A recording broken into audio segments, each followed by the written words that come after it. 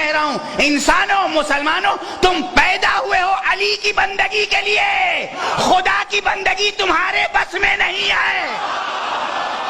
توجہ نہیں کر جان محترم۔ اور ویسے بھی قرآن کہہ رہا ہے کہ قیامت کے دن ہر بندہ اپنے خدا کے ساتھ جہنم میں جائے گا۔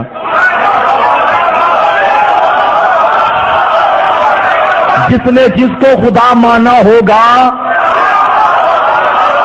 وہ اس کے ساتھ جہنم میں جائے گا، اور جس نے علی کو خدا مانا ہوگا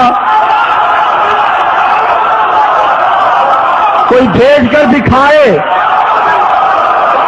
علی اللہ نہیں ہے، علی اللہ کا خالق ہے، علی اللہ کا رب ہے، علی اللہ کا رازق ہے، علی اللہ سے بہت اوپر ہے۔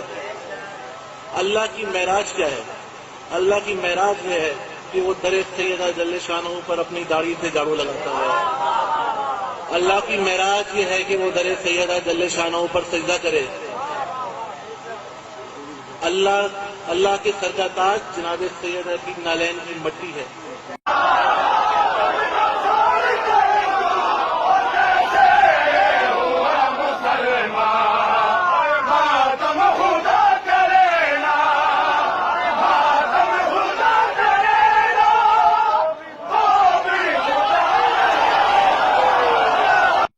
اللہ بھی یہ مدد کرتا ہے۔ میں نے کہا بغیرت ملا، جو اللہ اپنے نبی کے دانت بچانے نہیں آیا وہ تیری مدد کرنے کہاں سے آیا؟ سجدہ علی جو ادا کر رہا ہے، خدا کی عبادت خدا کر رہا ہے۔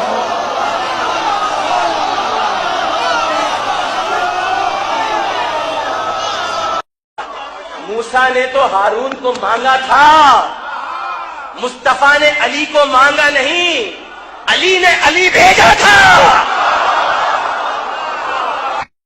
ٹھیک ہے، امام سجاد نے خطبہ دیا کہ میں وہ ہوں اللہ اور درمیان فطر، میں ہی ہوں جو کعبے کا تعین کرنے والا ہوں، میں ہی ہوں جو نمازوں کا باپ ہوں۔ توجہ نہیں کیا جان محترم، انا اللہ یا خیر اللہ ہے، اور خبردار ہم رحمان نہیں ہیں۔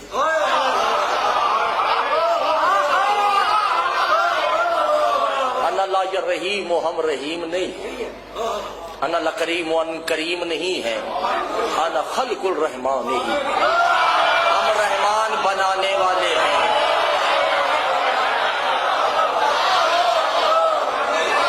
خلق الکریم ہی، ہم کریم بنانے والے ہیں، لصافت ہی، اور ہم صفات الہیہ کے خالق ہیں، مظہر نہیں ہیں، مظہر بناتے ہیں۔